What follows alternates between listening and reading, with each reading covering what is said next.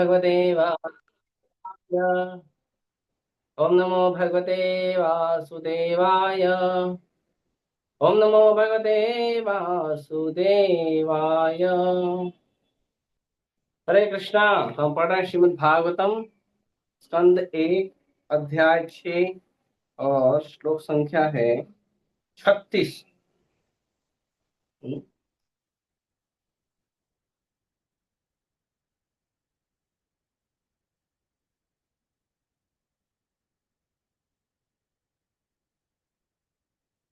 सर्वं ततविदम् आख्यातं यत् पृष्टोऽहं त्वया नघ।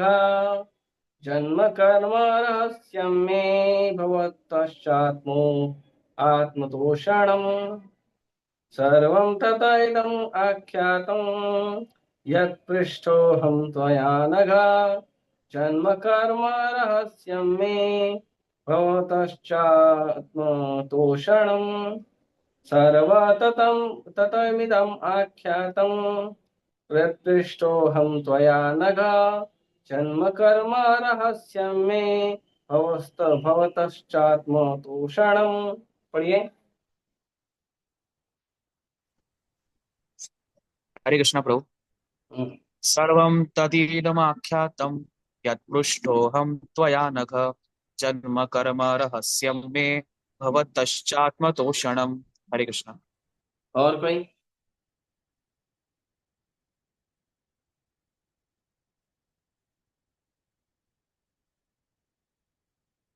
हरे कृष्ण प्रभु जी। हम्म सर्वं तत् इदम् आख्यातं यत् पृष्टो अहं त्वया अनघ। जन्म कर्म रहस्यं मे भवत च आत्मतोषणम्। हरे कृष्ण। शब्दार्थ अनुवाद और तात्पर्य कृष्ण कृपा मूर्ति अभय चरणारविंद भक्ति वेदांत स्वामी शिल प्रपाद की जाए। सर्वं समस्त तथा वह इदम यह आख्यातम वर्णित यत जो भी पृष्ठः पूछा गया अहम मैंने त्वया तुम्हारे द्वारा अनघ निष्पाप जन्म जन्म कर्म कार्य रहस्यम रहस्य में मेरे भवतः तुम्हारा च तथा आत्म निजी स्वयं तो शरणम तुष्टि। हे व्यासदेव, तुम समस्त पापों से मुक्त हो। इस तरह जैसा तुमने पूछा उसी के अनुसार मैंने अपने जन्म तथा आत्म साक्षात्कार के लिए किए गए कर्मों की व्याख्या की है। यह तुम्हारे आत्म संतोष के लिए भी लाभप्रद होगा। व्यासदेव की जिज्ञासाओं की तुष्टि के लिए अध्यात्म अवस्था से प्रारंभ करके भक्तिमय कार्य की पद्धति की सम्यक विवेचना की गई है। नारद ने बताया कि किस प्रकार दिव्य संगति के द्वारा भक्ति रूपी बीज बोया गया है और वह किस तरह मुनियों से श्रवण करने पर धीरे धीरे बढ़ता गया। ऐसे श्रवण से सांसारिकता से विरक्ति उत्पन्न होती है। यहाँ तक कि एक छोटे से बालक ने अपनी एकमात्र संरक्षिका माता की मृत्यु के समाचार को ईश्वर का आशीर्वाद मानकर स्वीकार किया और वह तुरंत ही भगवान की खोज में निकल पड़ा। फिर भगवान से साक्षात्कार करने की उसकी प्रबल इच्छा हुई। यद्यपि सांसारिक नेत्रों से भगवान को देख पाना किसी के लिए संभव नहीं है, उन्होंने यह भी बताया कि शुद्ध दिव्य सेवा करके मनुष्य किस प्रकार संचित कर्मों से के फल से छुटकारा पा सकता है और किस प्रकार उन्होंने इस भौतिक शरीर को ही आध्यात्मिक शरीर में परिणत कर किया। केवल आध्यात्मिक शरीर को ही भगवान के आध्यात्मिक परिमंडल में प्रवेश मिलता है और केवल शुद्ध भक्त ही भगवत धाम में प्रवेश पाने का अधिकारी होता है। दिव्य अनुभूति के सारे रहस्यों का अनुभव नारद जी स्वयं करते हैं। अतएव ऐसे प्राधिकारी व्यक्ति से सुनकर ही भक्तिमय जीवन के फलों का कुछ अनुमान लगाया जा सकता है, जिनका सही सही उदाहरण वेद के मूल पाठ में भी मुश्किल से ही मिल पाता है। वेदों तथा उपनिषदों में इन सारी बातों के विषय में अप्रत्यक्ष संकेत हैं। उनमें प्रत्यक्ष रीति से कुछ भी विवेचित नहीं मिलता। अतएव श्रीमद् भागवत समस्त वैदिक रूप साहित्य रूपी वृक्ष का परिपक्व फल है। ओम अज्ञानतिमिरन्धस्य ज्ञानाञ्जनशलाकया चक्षुरुन्मिलितं येन तस्मै श्रीगुरुवे नमः। श्रीचैतन्यमनोभीष्टं स्थापितं येन भूतले स्वयं रूपः कदा मह्यं ददाति स्वपदान्तिकं। वन्देऽहं श्रीगुरो श्रीयुतापदकमलं श्रीगुरून् वैष्णवांश्च श्रीरूपं साग्रजातं सहगण रघुनाथान्वितं तं सजीवम् साद्वैतं सावधूतं परिजनसहितं कृष्ण चैतन्य देवं श्रीराधा कृष्ण पादान् सहगण ललिता श्रीविशाखान्तांश नमो विष्णुपादाय कृष्णपृष्ठाय भूतले श्रीमते भक्तिवेदान्त स्वामिनिति नामिने नमस्ते सारस्वते देवे गौरवाणी प्रचारिणे निर्विशेष शून्यवादी पाश्चात्य देश तारिणे नमो विष्णुपादाय कृष्णपृष्ठाय भूतले श्रीमते भक्ति सिद्धांत सरस्वती नामिने श्रीवासभानवी देवी दयिताय कृपाब्दये कृष्ण संबंध विज्ञान दायिने प्रभवे नमः। माधुर्योज्वल प्रेमाढ्य श्रीरूपानुग भक्तिदा श्री गौर करुणा शक्ति विग्रहाय नमोस्तुते। नमस्ते गौरवाणी श्रीमूर्तये दीनतारिणे रूपानुगा विरुद्धा अपसिद्धांत ध्वांत हारिणे नमो गौर किशोराय साक्षात् वैराग्यमूर्तये विप्रलंब रसाम्बोधे पादाम्बुजाय ते नमः। नमो भक्ति विनोदाय सच्चिदानंद नामिने गौर शक्ति स्वरूपाय रूपानुगावराय ते गौराविर्भाव भूमिस्त्वं निर्दिष्टा सज्जन प्रिय वैष्णव सार्वभौम श्री जगन्नाथाय ते नमः। वाञ्छा कल्पतरुभ्यश्च कृपा सिन्धुभ्यैव च तीतानां पावनेभ्यो पश्चिमेभ्यो नमो नमः। नमो महावदन्याय कृष्णा प्रेम प्रदायते कृष्णाय कृष्ण चैतन्य नाम्ने गौरतुषे नमः। पंचतत्वात्मकं कृष्णं भक्तरूप स्वरूपकं भक्तवतारं भक्ताख्यं नमामि भक्तशक्तिकं। हे कृष्ण करुणा सिंधु दीनबंधु जगत्पते गोपेश गोपिका कांत राधा कांता नमोस्तुते। जयतां सुरतरुपंगो मम मंद मतिर्गति मत्सर्वस्य पादाम्भोजो राधा मदन मोहनो दिव्यदन्दारण्यकल्पद्रुमादः श्रीमद्रत्नागार सिंहासनस्थो श्रीमद् राधा शील गोविंद देवो पृष्ठालवे सेवमानो स्मरामि। श्रीमान् रासरसारम्भे वंशीवट्टट स्थितः कर्षणवेणुसुनैर्गोपी गोपीनाथाय श्रियस्तु नः। तप्तकाञ्चन गौरांगी राधे वृंदावनेश्वरी वृषभानुसुते देवी प्रणमामि हरिप्रिये। जय श्री कृष्ण चैतन्य प्रभु नित्यानंद श्री अद्वैत गदाधर शिवासादि गौर भक्तवृंद। हरे कृष्णा कृष्णा कृष्णा हरे हरे हरे राम राम राम हरे हरे।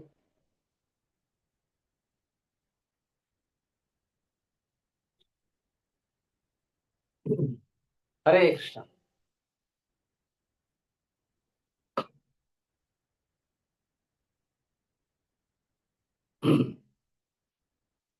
तो अब यहाँ पे समापन हो रहा है।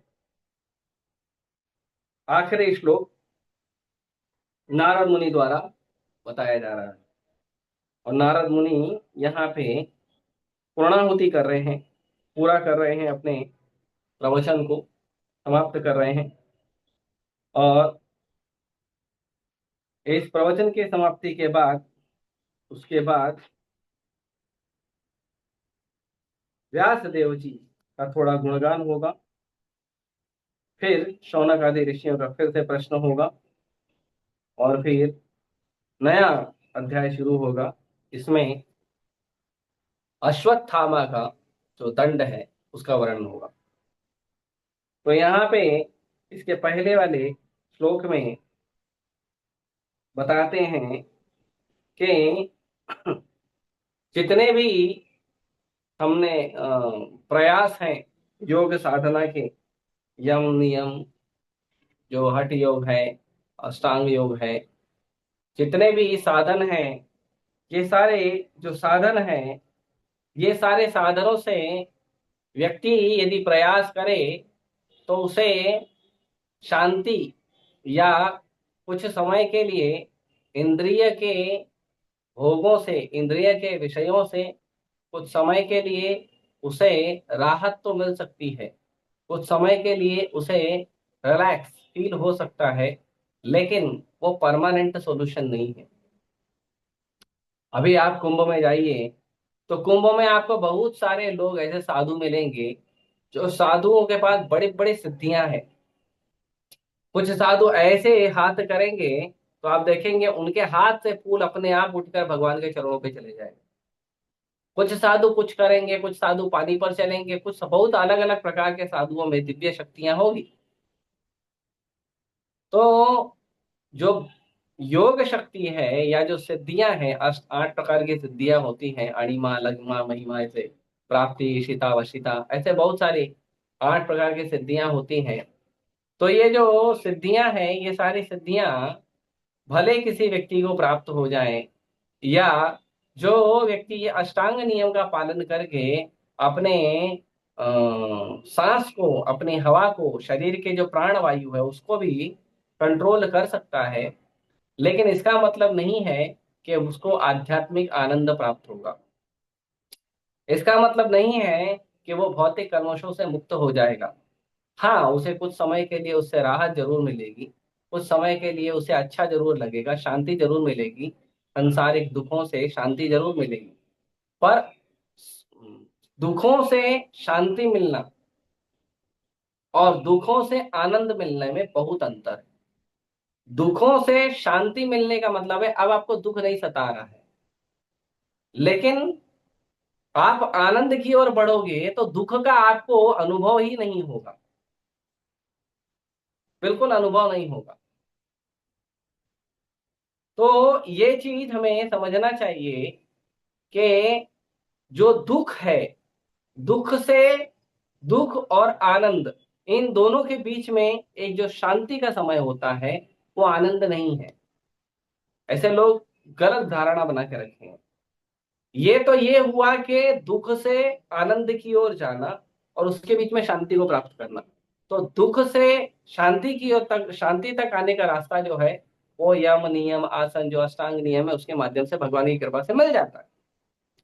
लेकिन दुख से, सांसारिक दुख से, भौतिक दुख से आध्यात्मिक आनंद की ओर बढ़ने के लिए और आगे चलना पड़ेगा। परंतु दुर्भाग्य ये है कि जो लोग आध्यात्मवादी हैं, जो लोग आध्यात्मिक विज्ञान में विश्वास रखते हैं, उनमें भी कोई बहुत विरला व्यक्ति ही दुख से शांति और शांति के बाद आनंद की ओर बढ़ता है। सब लोग नहीं बढ़ पाते, क्योंकि शांति से आध्यात्म की ओर या दुख से आध्यात्म की ओर बढ़ने के लिए केवल एक ही मार्ग है, और वो मार्ग है आत्म साक्षात्कार की यात्रा। जब व्यक्ति आत्म साक्षात्कार की यात्रा करता है, तो आत्म साक्षात्कार की यात्रा में जब उसे अपने स्वरूप के बारे में पता चलता है, और जब वो अपने स्वरूप में पूरी तरह से अपनी चेतना में स्थित होकर अपने स्वाभाविक अपने स्वाभाविक स्वरूप के अनुसार जब कोई कार्य करता है, तो जाके उसे आनंद की, असली आनंद की प्राप्ति होती है। तो जाके उसका जो अनुभव है, असली अनुभव उसे प्राप्त होता है। इसीलिए दुख से शांति को प्राप्त करना, यदि कोई आध्यात्मिक जीवन का पालन कर रहा है और यम नियम आसन या अष्टांग योग का पालन कर रहा है, तो उसे शायद शांति मिल जाए, लेकिन आनंद नहीं मिलेगा। आनंद व्यक्ति को तब मिलेगा जब उसे आत्म साक्षात्कार हो जाएगा कि मैं ये शरीर नहीं हूं, मैं आत्मा हूं, मैं भगवान का अंश हूं, मेरा भगवान का शाश्वत संबंध है और मैं भगवान का नित्य सेवक हूं। और मुझे भगवान की नित्य सेवा करनी चाहिए, इस भाव से भगवान की सेवा में जब तक संलग्न नहीं होगा तब तक उसे आनंद नहीं मिलेगा। इसीलिए हम देखते हैं कि प्रभुपाद जी ने जो शुरू किया है ये हरे कृष्ण आंदोलन, ये हरे कृष्ण आंदोलन में हम इस बात को देख सकते हैं कि प्रभुपाद जी ने इस हरे कृष्ण आंदोलन के माध्यम से लोगों को दुख से डायरेक्ट भगवान की भक्ति का आनंद देने का व्यवस्था करके रखा है। भले हम भौतिक और सांसारिक परिस्थितियों में पड़े हों, भले हम तीनों गुणों के तापों को सह रहे हों, लेकिन उसके बीच में भी यदि हम भगवान का मंगल दर्शन करते हैं, यदि हम भगवान का नाम जप करते हैं, यदि हम शास्त्रों का अध्ययन करके भगवान की भक्ति का ज्ञान लेते हैं, यदि हम भक्तों के साथ भगवान की भक्तिमय क्रियाओं को करते हैं, तो भौतिक संसार में रहते हुए, भौतिक संसार के तापों को सहते हुए, उसके बावजूद हमें भगवान की भक्ति का आनंद हमें अनुभव होता है। तो वो भगवान की भक्ति का आनंद जो है वो हमें तब अनुभव होगा जब हम भगवान की भक्ति करेंगे। जब तक हम भगवान की भक्ति पूरी पूर्ण रूप से शरणागत होकर पूरे श्रद्धा भाव से भगवान की भक्तिमय सेवा को नहीं करेंगे, तब तक हमें आध्यात्मिक आनंद का अनुभव नहीं होगा। इसीलिए हम देखते हैं कि जब कोई भक्त आता है तो शुरू शुरू में जब वो हरिनाम जप करता है, शुरू शुरू में जब वो ग्रंथों का अध्ययन करता है, शुरू शुरू में जब वो प्रसाद पाता है, शुरू शुरू में जब उसका भक्तों से संबंध होता है, शुरू शुरू में जब भगवान का मधुर मंगल दर्शन करता है, तो उसे बहुत आनंद आता है, बहुत खुशी होती है। लेकिन कुछ समय के बाद, यही कार्य कुछ समय के बाद करते करते करते करते फिर वो बोलता है अब वो टेस्ट नहीं आ रहा। क्यों? क्योंकि जब वो शुरू में आया था तो पूरी श्रद्धा रख के उसने ये काम किया था। उसने पूरी श्रद्धा रखी थी कि जीवन में एकमात्र हमारे लिए आनंद का उपाय, जीवन में एकमात्र भक्ति का, आध्यात्मिक जीवन का उपाय जो है यही है।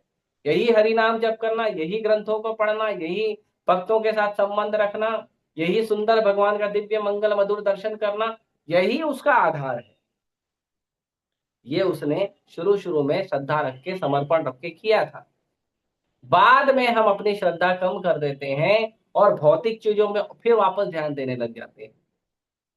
वरना भगवान की भक्ति में ऐसा बिल्कुल नहीं होता है कि कोई व्यक्ति श्रद्धा रखकर भगवान की भक्ति करे और उसे भक्ति का आनंद ना मिले।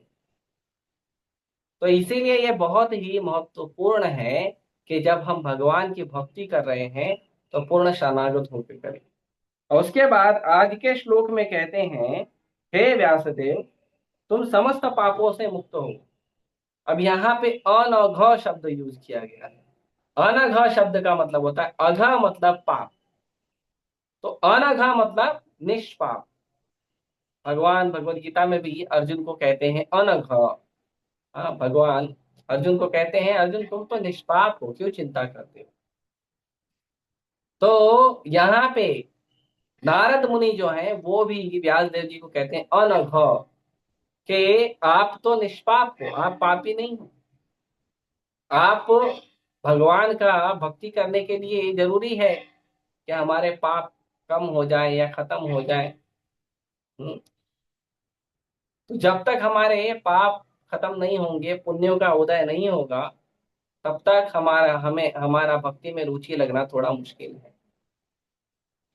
इसके लिए भगवान भी भगवद गीता में कहते हैं कि जिस व्यक्ति के पाप समाप्त हो गए हैं और जिसके पुण्य उदय हो रहे हैं, ऐसे लोग जो हैं भगवान की भक्ति को स्वीकार करते हैं। तो यहाँ पे कह रहे हैं कि व्यास देव जी, आपने जैसा बताया, जैसा पूछा था, जो जो आपकी इंक्वायरी थी, वो सारी इंक्वायरी का मैं आपको उत्तर दे चुका हूं। अच्छा, आपकी इंक्वायरी की क्या थी? तो कहते हैं जन्म कर्म रहस्यम में आपकी इंक्वायरी थी मेरे जन्म मेरे कर्म के रहस्य के बारे में। अब रहस्य क्या है? सब लोग जन्म लेते हैं, मनुष्य है, पशु हैं, सब जन्म लेते हैं। तो सब जन्म लेते हैं और भक्त ने जन्म लिया है, भगवान ने जन्म लिया है, तो क्या महत्वपूर्ण है? तो कहते हैं रहस्यम। क्योंकि भगवान का और भगवान के भक्तों का जो जन्म है वो रहस्य होता है, वो साधारण नहीं होता है, साधारण नहीं होता है। भगवान का और भगवान के भक्तों का जो जन्म होता है, कर्म होता है, वो दिव्य होता है, वो साधारण नहीं होता है। भगवान के और भगवान के भक्तों के जन्म को और उनके कर्म को, उनके क्रियाकलाप को कभी भी जज नहीं करना चाहिए, कभी जज नहीं करना चाहिए।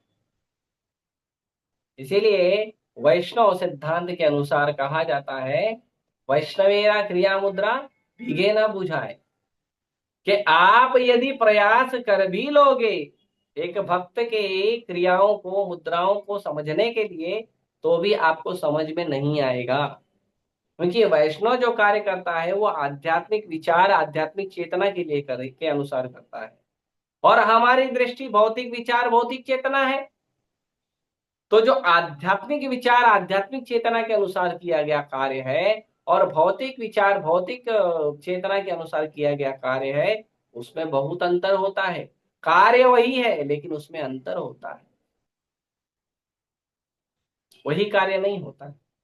साधारण रूप से हम समझने का प्रयास करेंगे कि जो छोटा सा विद्यार्थी होता है, जो तीसरी क्लास, चौथी क्लास में पढ़ाई कर रहा है, वो तीसरी क्लास, चौथी क्लास में पढ़ाई करने वाला बालक भी गणित के प्रश्नों का उत्तर देता है, गणित के प्रश्नों को हल करता है।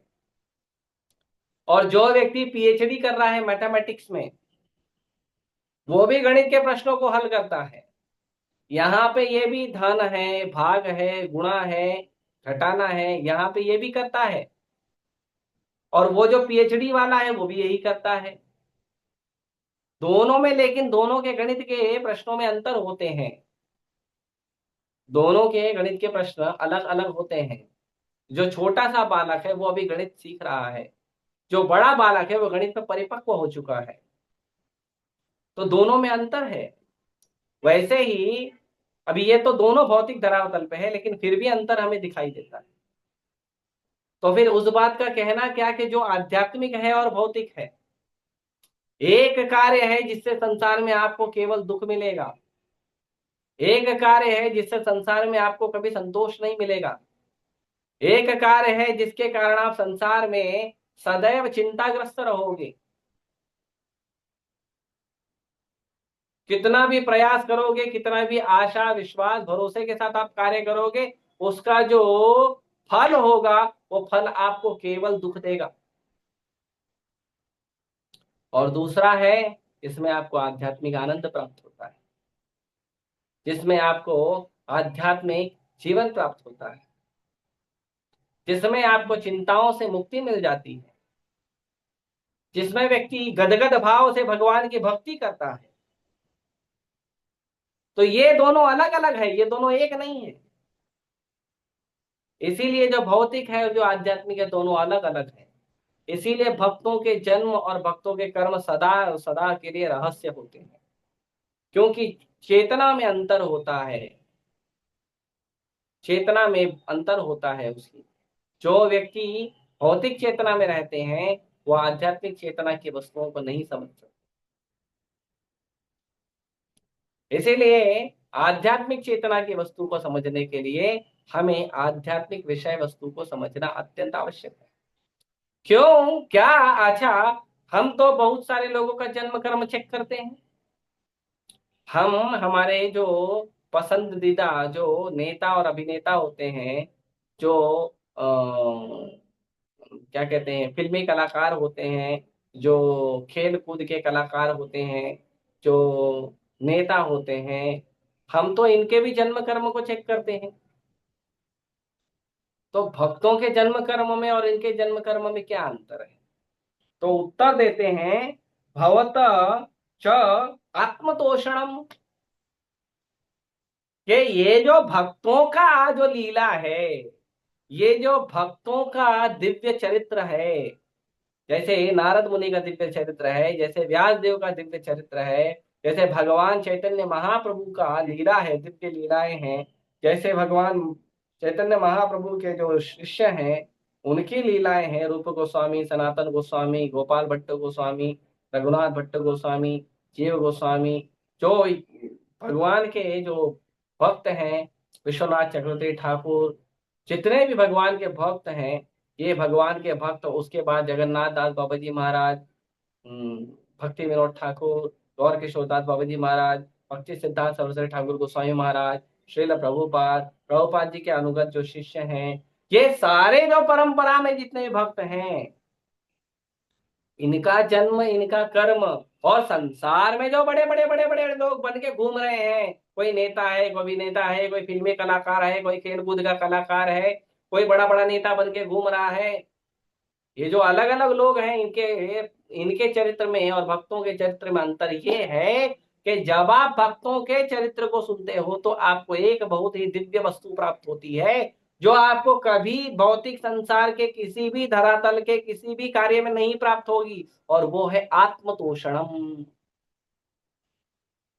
आपकी आत्मा का पोषण प्राप्त होगा, आपकी आत्मा का मेंटेनेंस होगा।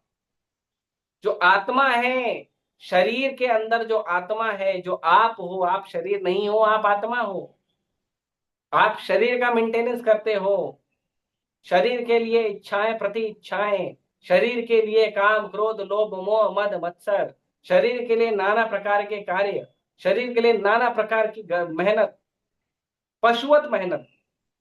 इतना सब करने के बाद, शरीर को पूरी तरह से तुष्ट करने के बाद, फिर दूसरे दिन शरीर बोलता है भाई और चाहिए, पूरा होता ही नहीं। लेकिन वही भगवान के ये जो मंगलमय चरित्र हैं, भगवान की जो मंगलमय लीलाएं हैं, और भक्तों की जो मंगलमय लीलाएं हैं, ये भगवान की और भगवान के भक्तों की जो मंगलमय लीलाओं को हम पढ़ते हैं, सुनते हैं, उसका प्रचार करते हैं, तो हमें क्या प्राप्त होता है? हमें हमारा पोषण प्राप्त होता है, हमें संतुष्टि प्राप्त होती है, हमारा पोषण प्राप्त होता है। और जब आत्मा संतुष्ट हो जाती है तो मन अपने आप संतुष्ट हो जाता है, और जब मन अपने आप संतुष्ट हो जाता है, मन बुद्धि अपने आप संतुष्ट हो जाने के बाद शरीर भी अपने आप संतुष्ट हो जाता है। शरीर को भी फिर किसी वस्तु की इच्छा नहीं होती है। जो व्यक्ति भगवत साक्षात्कार में स्थित हो गया है, जो भक्ति के विज्ञान में पूरी तरह से निष्ठ हो गया है, उसके शरीर की भी कोई इच्छाएं नहीं रहती है।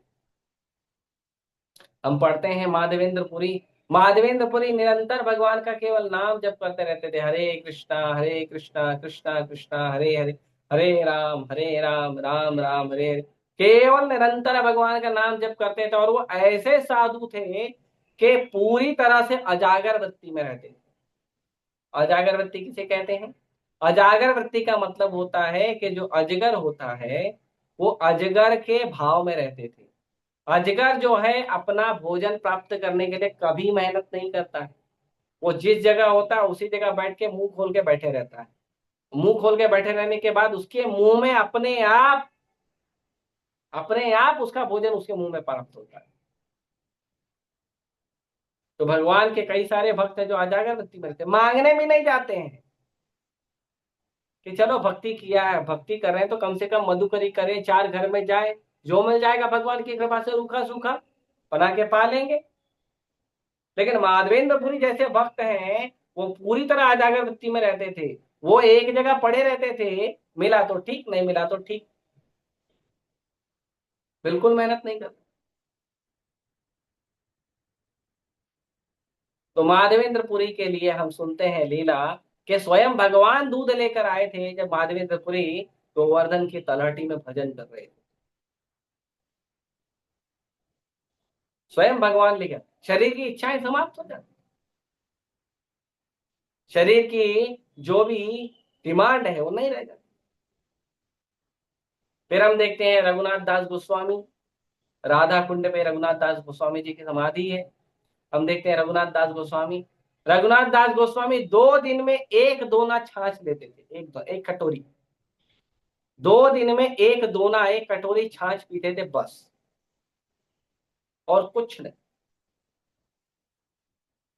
तो शरीर की भी इच्छाएं समाप्त हो जाती, क्योंकि जब आत्मा तुष्ट हो गई है, मन बुद्धि तुष्ट अपने आप हो जाता है, और शरीर अपने आप तुष्ट हो जाता है, फिर शरीर की कोई आवश्यकता नहीं,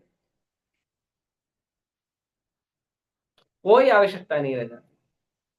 अभी तो हम भौतिक चेतना में हैं, हमें बहुत सारा खाने को चाहिए, अच्छा अच्छा खाने को चाहिए, दिन में 3 बार 4 बार खाने को चाहिए, हमें बढ़िया सुंदर सुंदर कपड़े पहनने को चाहिए, पहनने के लिए बहुत सारी और वस्तुएं चाहिए, हमें घूमने के लिए गाड़ी चाहिए, रहने के लिए घर चाहिए सुंदर सा, जितना हो सके उतना बड़ा घर चाहिए, घर में बहुत सारी सुविधाएं होनी चाहिए, बहुत सारा उसके अंदर अलग अलग उपकरण होने चाहिए, जितने भी इलेक्ट्रिक उपकरण है वो भी होने चाहिए, एसी है, फ्रिज है, टीवी है, वॉशिंग मशीन है, बहुत सारा वस्तु होना चाहिए।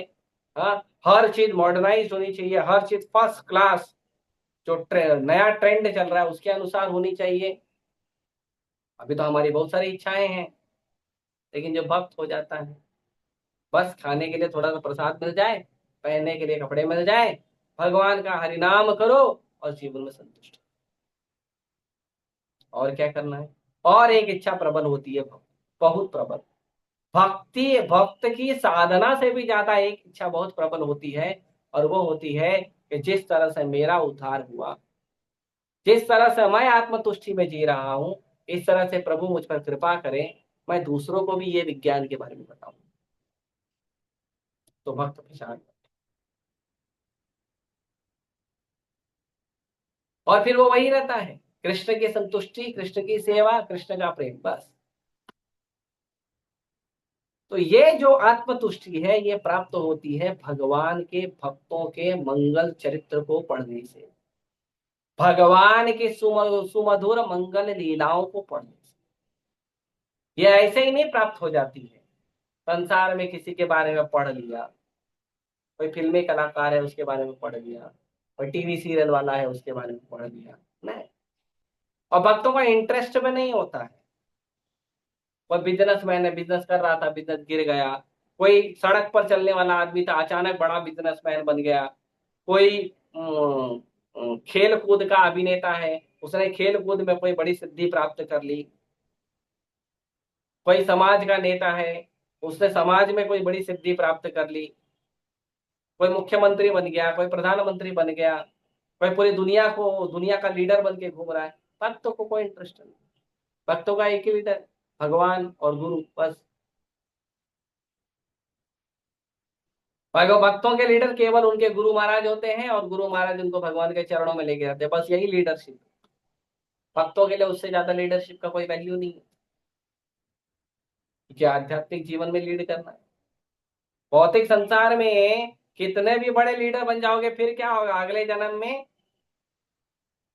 फिर से तोतली बोली बोलोगे, बोलने के लिए शुरू करोगे, फिर से चलने के लिए लड़खड़ा के चलोगे, फिर से संघर्ष करोगे 2-4 अक्षर को सीखने के लिए, फिर से संघर्ष करोगे 2-4 रुपए कमाने के लिए।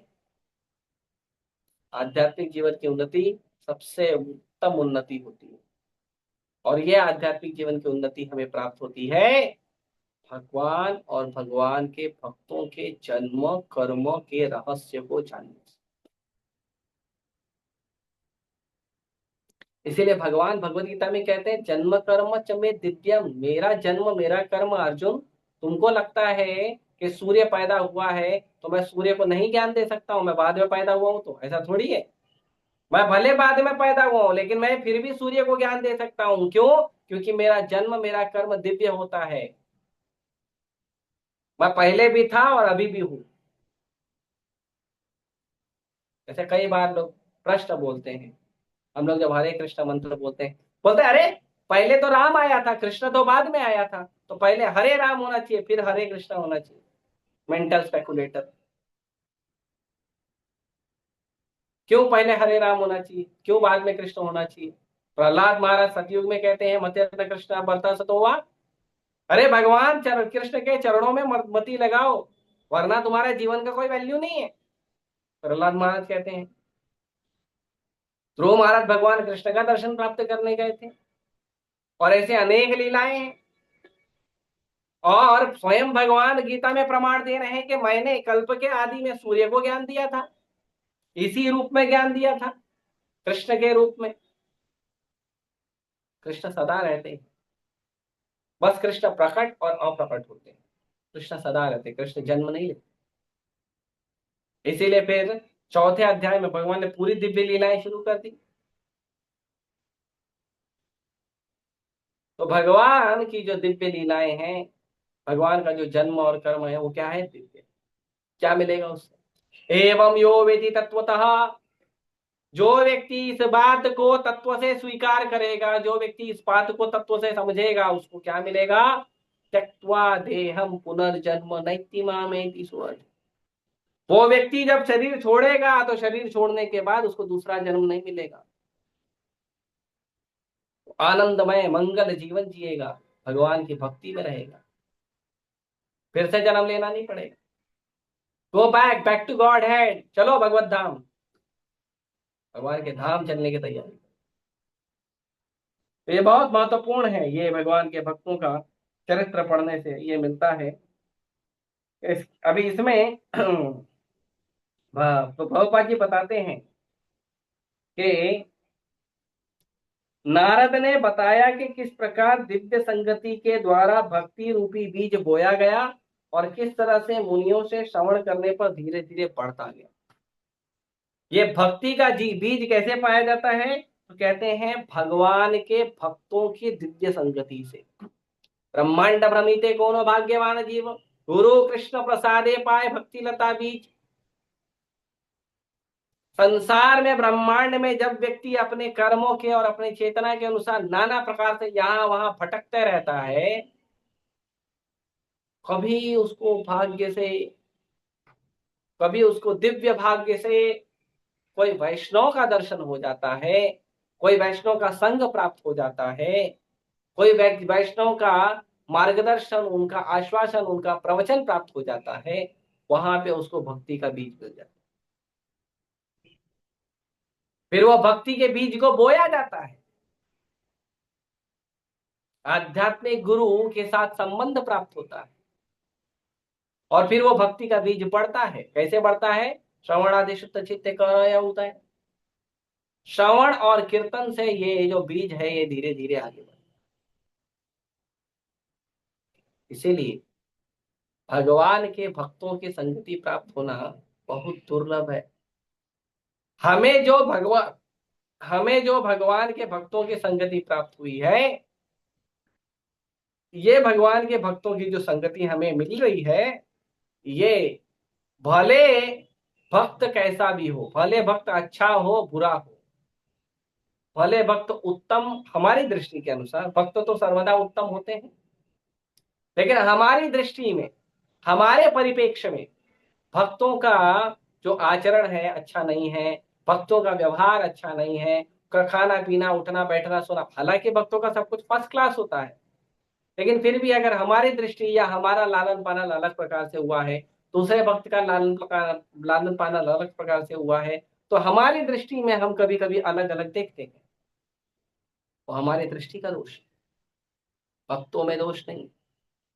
और उसी भक्त की संगति से, उसी भक्त के कृपा से, उसी भक्त के प्रभाव से, दिव्य संगति से हमें भक्ति मिलेगी, भक्ति का बीज मिलेगा, भक्ति का बीज बोया जाएगा, और भक्तों के साथ श्रवण कीर्तन करते रहने से वो बीज धीरे धीरे बड़ा होगा। ये नारद मुनि ने अपने जीवन लीला से बताया। और प्रभुपाद जी कहते हैं कि ऐसे श्रवण कीर्तन से क्या प्राप्त होता है? लोग पूछते हैं ना, भगवान का लेक्चर सुनते हो क्या सीखा तुमने, क्या प्राप्त हुआ? ये भक्तों के बारे में सुनते हो क्या मिलता क्या है? तो क्या मिलता है पता है? विरक्ति। हमें वैराग मिलता है। भगवान चैतन्य महाप्रभु आए, भगवान चैतन्य महाप्रभु हमें एक बहुत महान धन देने आए। हरिनाम जो धन है वो सर्वोत्तम धन है, लेकिन उसके पहले एक और धन दिए। क्या है? वैराग विद्या। महाप्रभु ने हमें दो धन दिया है, एक है वैराग विद्या और दूसरा है निज भक्ति योगम। दो धन दिया है महाप्रभु। एक है वैराग दिया, सांसारी चीजों से, जिसके सांसारी वस्तु, जिसके स्पर्श मात्र से हमारे जीवन में दुख आ जाता है। संसार में कोई भी वस्तु है, उसको स्पर्श मात्र करोगे तो आपको उसका दुख आ जाएगा। यही संस्पर्शजा भोगा दुख यो नये। संसार के किसी भी वस्तु को यदि हम स्पर्श करेंगे, उसके साथ जीवन में संपर्क करेंगे, अपने आप दुख एंट्री मार देता है। तो क्या करना चाहिए? भगवान बोलते आदि अंत वंते कौन्ते या नतेषु रमते बुधा, क्योंकि इन वस्तुओं का शुरुआत है और अंत है, इसके अंदर बुद्धिमान व्यक्ति मन नहीं लगाते। तो जो भगवान के भक्त हैं वो क्या करते हैं? भगवान के भक्त ऐसी चीजों में रमण नहीं करते, भगवान के भक्त ऐसी चीजों में समय बर्बाद नहीं करते। इसीलिए इसीलिए भगवान की भक्ति करना, भक्तों का सुंदर मंगल चरित्र पढ़ना, इन सब से हमें प्राप्त होता है विरक्ति। पैसा मिलेगा? नहीं मिलेगा। नाम मिलेगा, यश मिलेगा, और कोई धन मिलेगा, सुंदरता मिल जाएगी, शक्ति मिल जाएगी, क्या क्या मिलेगा? एक धन मिलेगा जो सारे धन का बाप है, और है वैराग। तो भगवान की भक्ति करना, भक्तों की संगति करने में ये सबसे बड़ा धन, सांसारिक दृष्टि से भी सबसे बड़ा धन है वैराग प्राप्त करना। हाँ, हम देखते हैं कई बार लोग गुणगान करते हैं, अरे देखो इतना बड़ा बिजनेसमैन है, लेकिन फिर भी देखो साधारण व्यक्ति की तरह व्यवहार कर रहा है, साधारण लोगों के साथ बैठ रहा उठ रहा है। फिर राम मंदिर निर्माण हुआ, तो राम मंदिर अभी 1 वर्ष पूरे हो रहे हैं राम मंदिर निर्माण को। फिर से 11 जनवरी को मेरे ख्याल से जो द्वादशी आएगी, जिस दिन राम मंदिर का उद्घाटन हुआ था, उसी द्वादशी के दिन फिर से अ, भगवान राम की प्राण प्रतिष्ठा प्रतिष्ठा महोत्सव मनाया जाएगा। तो राम मंदिर का निर्माण हुआ, राम मंदिर के निर्माण के बाद, निर्माण में जब भगवान की प्रतिष्ठा हो गई, तो भगवान की प्रतिष्ठा के बाद नरेंद्र मोदी गए, जो वर्कर लोग हैं जो कर्मचारी हैं जिन्होंने मंदिर को बनाने में सहयोग किया था, उनसे गए मिलने, उनके साथ जमीन पर बैठकर, सीढ़ियों पर बैठकर उनके साथ फोटो खिंचाया। कई बार देखते हैं वो वर्कर लोगों के साथ बैठ के प्रसाद ले रहे हैं। तो हम कितना गुणगान करते हैं, इतना बड़ा आदमी है, लेकिन साधारण वर्कर की तरह, साधारण साधारण वर्कर लोगों के साथ, कर्मचारियों के साथ बैठकर जो है वार्तालाप कर रहा है, संबंध बना रहा है। ये क्या है? वैराग है। इतना बड़ा प्रधानमंत्री है, पूरे देश का राजा है, और पूरे देश का राजा एक साधारण कर्मचारी के साथ बैठकर संबंध बना रहा है, बात कर रहा है। ये साधारण बात नहीं है, ये वैराग है। अरे देश का राजा राजा की तरह रहे, देश का राजा राजा की तरह रहेगा तो उसमें कोई आश्चर्य नहीं है। देश का राजा राजा होने के बावजूद एक साधारण व्यक्ति के साथ संबंध रखे, ये आश्चर्य की बात। भगवान राम दशरथ महाराज के पुत्र थे, जो चक्रवर्ती सम्राट थे, और जो निषाद राज थे, निषाद राज जो है वो जंगल के छोटे से राजा थे। भगवान राम उनके साथ बैठे थे, उनके साथ समय बिताए। भगवान राम शबरी के जूठे भेर खाए। भगवान की इन सब चीजों का ज्यादा महिमा होता है कि देखो भगवान होते हुए, देखो राजा होते हुए, देखो इतने सुंदर नवयुवक, इतने सुंदर भगवान, इतने महान क्षत्रिय होते हुए भी भगवान ने दीनहीनों का, केवट का उद्धार किया, शबरी का उद्धार किया, निषाद राज का उद्धार किया। इतने महान भगवान होते हुए भी भगवान की महानता और बढ़ गई जब भगवान ने क्या किया? भगवान ने अपने साधारण जीवन को, दीन जीवन को स्वीकार किया। तो ये बात हम करते हैं। माता सीता के बारे में कहते हैं कि माता सीता राजा की पुत्री थी, जनक महाराज की पुत्री थी, वैदेही थी, विदेह नगर की रानी थी, राजकुमारी थी। विदेह नगर की राजकुमारी होने के बावजूद भगवान के साथ जंगल में वनवास में चली गई। ये बड़ा वैराग है, ये बड़ा धन है। कांटों में चलना, पत्थर पे सोना, ये बड़ा वैराग है। अपने हाथ से लकड़ी लेकर आना, चूल्हा जलाना, रोटी बनाना, बड़ा वैराग सीता मैया ने किया। उसके बाद भी जब भगवान वनवास से आ गए, राज्याभिषेक हो गया, किसी कारणवश फिर से माता सीता को जाना पड़ा वाल्मीकि आश्रम में, माता सीता ने स्वीकार किया। ये बड़ा धन है, बड़ा वैराग है कि सारा संसार की धन संपत्ति होते हुए भी हमने क्या किया है? सादा जीवन स्वीकार किया। उच्च विचार, जीवन सादा हो विचार उच्च। और ये जो आजकल के लोग घूमते हैं, संसार के लोग, सांसारिक भोग विलास के लोग, इनका जीवन कैसा है? इनका है ऊंचा जीवन तुच्छ विचार। भक्तों का होता है सादा जीवन उच्च विचार, और जो सांसारिक लोग होते हैं उनका होता है ऊंचा जीवन तुच्छ विचार। जीवन बहुत ऊंचा है और विचार एकदम घटिया। मुंह खोलेगा तो ऐसा मन करेगा तो थप्पड़ मारो, इतना का बेकार शब्द का उपयोग करते हो। क्यों? भगवत कथा में मन नहीं लगता, भक्तों के साथ संबंध नहीं, भगवान का नाम नहीं जप करते, इसके लिए ऐसा है। तो वैराग जो है बहुत बड़ा धन है। ये विरक्ति, संसारी से विरक्ति है। और कैसी विरक्ति है? तो प्रभुपाद जी यहाँ पे बड़ा ही सुंदर उनकी नारद मुनि की लीलाओं का बड़ा ही सुंदर वर्णन करते हैं कि ये कैसा विरक्ति है। तो कहते हैं कि एक छोटे से बालक को एक छोटे से बालक का एकमात्र सिक्योरिटी होती है उसकी माँ, और कोई नहीं। और उसको एक ही माँ ही थी और कोई नहीं था उसका सिक्योरिटी। न पिता थे, न भाई, न बहन, न चाचा, मामा, ना काका, दादा, कोई नहीं। समाज में भी कोई देखने वाला नहीं, बस एक माँ थी और कोई था ही। और वो एक माँ भी छूट गई। भक्ति शुरू करते ही हरि बोल हो गया मम्मी, भक्ति शुरू करते ही माँ का देहांत हो गया। नारद मुनि ने इस वैराग धन को स्वीकार किया। नारद मुनि भगवान को धन्यवाद किए, प्रभु मेरी एक ही तो आसक्ति थी, वो भी आपने छुड़ा दिया, अब केवल आप और मैं, और कोई नहीं, और कोई नहीं, बस आप और मैं, आप भगवान, मैं आपका भक्त, यही जीवन। तो नारद मुनि की एकमात्र जो उनकी माँ है, संरक्षिका है, माँ है, वो भी भगवान ने ले ली।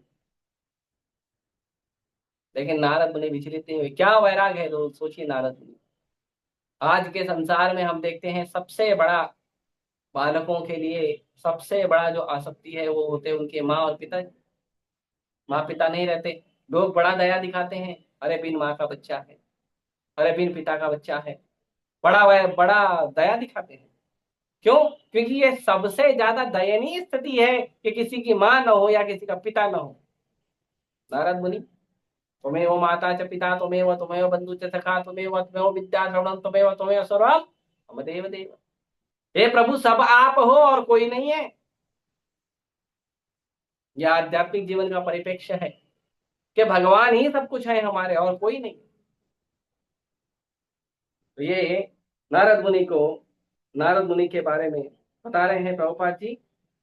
और फिर भगवान से भक्ति करने की, भगवान को प्राप्त करने की उनकी इच्छा प्राप्त हुई।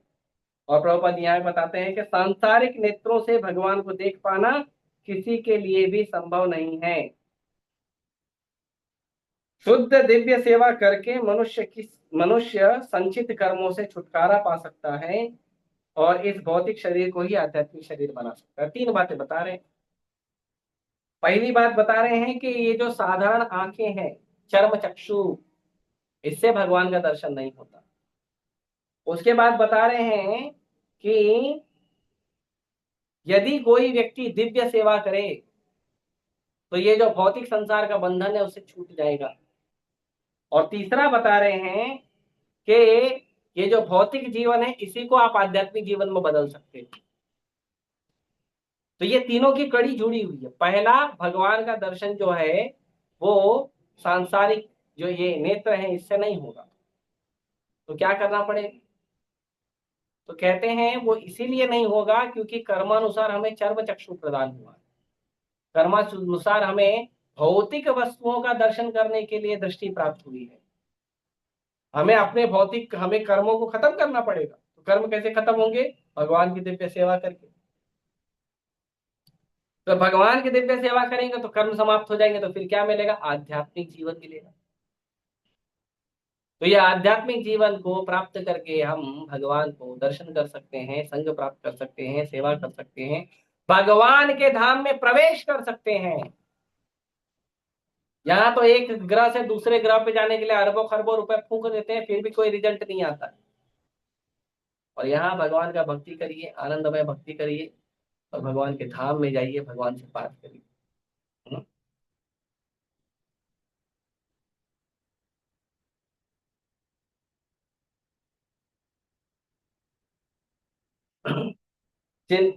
वेदों तथा उपनिषदों में इन सारी बातों के विषय में अप्रत्यक्ष संकेत हैं। उनमें प्रत्यक्ष रीति से कुछ भी विवेचित नहीं मिलता। अतएव श्रीमद् भागवत समस्त वैदिक साहित्य रूपी वृक्ष का परिपक्व फल है। तो कोई कहेगा कि आप जो ये बात बता रहे हो कि भक्तों का लीला सुनो, भगवान का लीला सुनो, वेदों को पढ़ के भी तो हम कर सकते हैं ना। वेदों में तो सारा ज्ञान दिया है। जो भगवान का आप स्पिरिचुअल साइंस बता रहे हो वो तो वेदों में भी दिया है। यस, वेदों में भी दिया है, उपनिषदों में भी दिया है, लेकिन उसमें डायरेक्ट कुछ भी नहीं बताया है, सब इनडायरेक्ट बताया है। इसीलिए कहते हैं वेदों को समझने के लिए किसी भी व्यक्ति को ब्राह्मण होना चाहिए। ब्राह्मण मतलब ब्रह्म जानाति इति ब्राह्मण। मतलब कि जब तक व्यक्ति भगवान श्री कृष्ण को परम भगवान के रूप में स्वीकार करके भगवान की दिव्य भक्तिमयी सेवा नहीं करता है, तब तक वो वेद पढ़ के भी उसका गलत अर्थ निकालेगा। इसीलिए कहा गया है कि वेदों को केवल ब्राह्मणों को पढ़ना चाहिए, वैष्णवों को पढ़ना चाहिए, और किसी को नहीं पढ़ना चाहिए। क्यों? मना है क्या? ना, मना नहीं है, लेकिन पढ़ के आप समझ नहीं पाओगे। आप पढ़ के समझ नहीं पाओगे। पढ़ के समझने के लिए आपको वैसा स्तर होना चाहिए, ऊंचा स्तर होना चाहिए। इसीलिए वेदों में उपनिषदों में भगवान की भक्ति दी गई है। भगवान ही एकमात्र स्रोत है, भगवान ही एकमात्र स्वामी है, भगवान की ही भक्ति करनी चाहिए, ये सब बताया गया है वेदों में। लेकिन ये केवल उन लोगों को दिखता है जो भगवान की भक्तिमय सेवा करते, सबको नहीं दिखता, संसार के लोगों को नहीं दिखता। इसीलिए कहते हैं ब्राह्मणों को पढ़ना चाहिए, और ब्राह्मणों में क्षत्रिय और ब्राह्मण ये दो प्रमुख हैं। वैश्यों को, शूद्रों को, स्त्रियों को नहीं पढ़ना चाहिए। नहीं, ये तो हमारे साथ अन्याय हो रहा है। अरे भैया, अन्याय बुक उठाओ, पढ़ो, क्या समझ में आया बताओ। नहीं समझ में आता। अरे सांसारिक ज्ञान नहीं समझ में आता है। Math, science, history, civics, geography भी टीचर के बिना मार्गदर्शन के समझ में नहीं आता है, बिना उस चेतना को बनाए समझ में नहीं आता है। तो फिर भगवान का ज्ञान, वेदों का ज्ञान कैसे समझ में आए? तो इनके बारे में वर्णन किया गया है, लेकिन डायरेक्ट नहीं किया गया है भगवान की भक्ति के बारे में। तो फिर डायरेक्ट कैसे पता चलेगा? डायरेक्ट पता चलेगा भगवान की दिव्य प्रेममयी भक्ति, भगवान की जो दिव्य लीलाएं हैं उसको पढ़ने से डायरेक्ट पता चलेगा। भगवान के भक्तों की दिव्य लीलाएं पढ़ने से वो चीजें डायरेक्ट मिलेगी जो वेदों में इनडायरेक्ट दी गई है। इसीलिए भगवान अर्जुन को क्लियरली बोलते हैं, अर्जुन तुम ये सब वेदों की बात मत करो, वेदों के ऊपर उठो, तुमको वेदों के ऊपर का ज्ञान देता हूँ। त्रैगुण्य विषया वेदा निस्त्रैगुण्य भव अर्जुन। ये वेद जो है तीनों गुणों को खेल करते हैं, इन तीनों गुणों के ऊपर उठो, मैं तुमको दिव्य ज्ञान देने जा रहा हूँ। ये संसार के तीनों गुणों के ज्ञान, भौतिक ज्ञान में मत पढ़ो, आगे बढ़ो।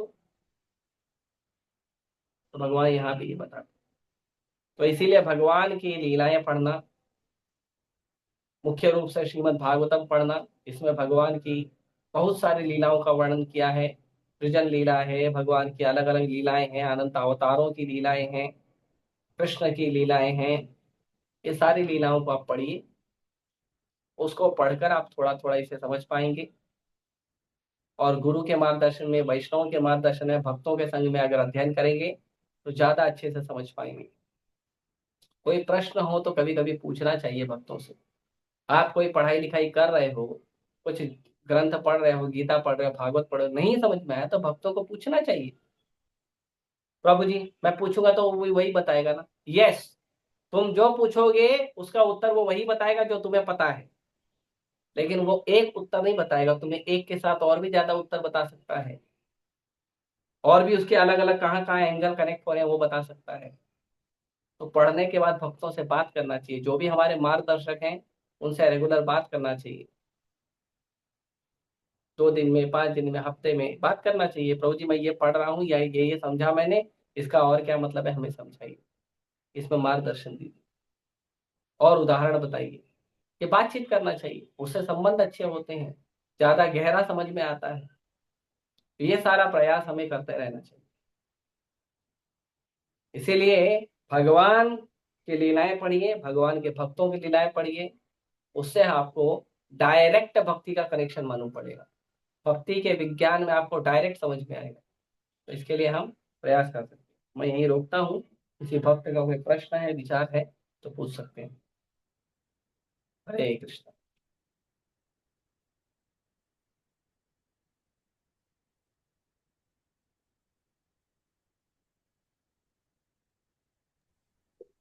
हरे कृष्णा प्रभु जी। हरे कृष्ण माता जी, बोलिए। मेरा एक प्रश्न है, एकादशी को लेकर है। हम्म। आज एकादशी व्रत है तो मैंने किया है। तो मतलब एकादशी व्रत से क्या लाभ होता है, मतलब उससे भक्ति में?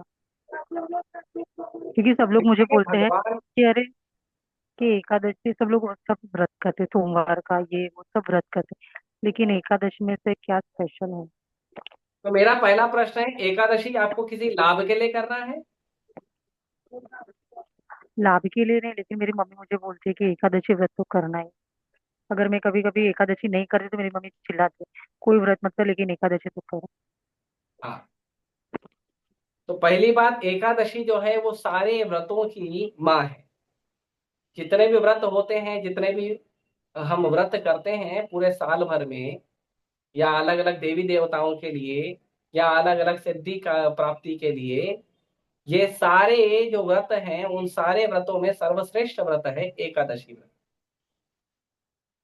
एकादशी व्रत से बढ़कर कोई व्रत नहीं है। कोई भी आप व्रत रखिए, एकादशी व्रत रखना, भगवान का जन्माष्टमी, राधाष्टमी, रामनवमी, सीता नवमी, गौर पूर्णिमा, नित्यानंद त्रयोदशी, नरसिम्हा चतुर्दशी, भक्तों का प्रकट अप्रकट जो अम, आविर्भाव तिरोभाव महोत्सव होता है, ये सारे उपवास जो है ना, ये सारे सांसारिक उपवास नहीं है, आध्यात्मिक उपवास है। सांसारिक वस्तुओं को मांगने के लिए, सांसारिक वस्तुओं की इच्छाएं करने के लिए जो लोग उपवास रखते हैं, वो उपवास नगण्य है, वो अच्छे उपवास नहीं है। लेकिन भगवान की भक्ति का जो उपवास है, वो उपवास सबसे अच्छा है। तो जो एकादशी है, भगवान का जन्माष्टमी, राधाष्टमी, रामनवमी, सीता नवमी, गौर पूर्णिमा, नित्यानंद त्रयोदशी, नरसिम्हा चतुर्दशी, वामन द्वादशी, ये जितने भी भगवान के और भक्तों के आविर्भाव तिरोभाव दिवस होते हैं, ये और एकादशी, ये सब क्या है, ये इसको कहते हैं माधव तिथि। माधव तिथि भक्ति जननी। तो माधव तिथि से क्या होता है, हमारे जीवन में भक्ति प्राप्त होती है और भक्ति में बढ़ोतरी प्राप्त होती है। इसीलिए एकादशी करना चाहिए। किसकी भक्ति प्राप्त होती है? भगवान कृष्ण की भक्ति प्राप्त होती है, इसीलिए एकादशी करना चाहिए। एकादशी कोई ऐसा वैदिक अनुष्ठान नहीं है कि जिसको करने से हमें और कुछ प्राप्त हो जाए, इसके लिए एकादशी नहीं करना चाहिए। कई बार लोग रखते हैं, ठीक है ये उपवास रखेंगे तो ये मिलेगा, वो उपवास रखेंगे तो वो मिलेगा। ठीक है, वो भावनाएं जो भी है आपकी, भगवान वो भी देंगे, लेकिन एकादशी का सर्वश्रेष्ठ भाव है कि जो भगवान को प्रिय है वो करना। एकादशी भगवान को प्रिय है, इसलिए एकादशी भक्त लोग रखते हैं, और कोई कारण नहीं, भक्तों के लिए। ऐसे तो वेदों में, पुराणों में, शास्त्रों में एकादशी का तो महिमा भरा पड़ा है। एकादशी महात्म्य आता है, हर एकादशी का अलग अलग महिमा आता है। भगवान ने युधिष्ठिर से बात किया, भगवान ने भीम से बात किया, भीम ने पूछा, अर्जुन ने पूछा, युधिष्ठिर ने पूछा, और बहुत महिमा है। एक एक एकादशी का व्रत करने से हमें लगभग 10,000 अश्वमेध राजस्व यज्ञ का कृपा प्राप्त होता है। तो ऐसे तो बहुत अनंत महिमा है। सर्वोत्तम महिमा है कि भगवान की भक्ति प्राप्त होती है और भक्ति में वृद्धि प्राप्त होती है। यह उसका सर्वोत्तम भाव है एकादशी। इसीलिए भक्तों को इसीलिए एकादशी रखना चाहिए, क्योंकि एकादशी जो है, एकादशी व्रत कृष्ण को प्रिय है। ठीक है, और हम इस्कॉन के लोग इसलिए फॉलो करते हैं क्योंकि प्रभुपाद जी ने हमें आदेश दिया है कि एकादशी कृष्ण को प्रिय है और सभी भक्तों को एकादशी करना चाहिए। ठीक है, दूसरा प्रश्न है। हरे कृष्णा प्रभु जी, दंडवत प्रणाम। भगवान श्री कृष्ण ब्रह्मा जी के कौन से कल्प के कौन से चतुर्युग में आते हैं?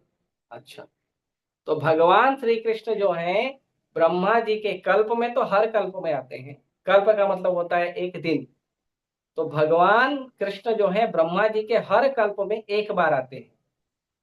लेकिन ब्रह्मा जी के एक दिन में या एक कल्प में भगवान 7वें मनवंतर के 28वें चतुर्युग के द्वापर युग में आते हैं। भगवान ब्रह्मा जी के एक दिन के 7वें मनवंतर के 28वें चतुर्युग के द्वापर युग में, द्वापर युग के अंत में भगवान प्रकट होते हैं। ठीक है, और किसी का कोई प्रश्न?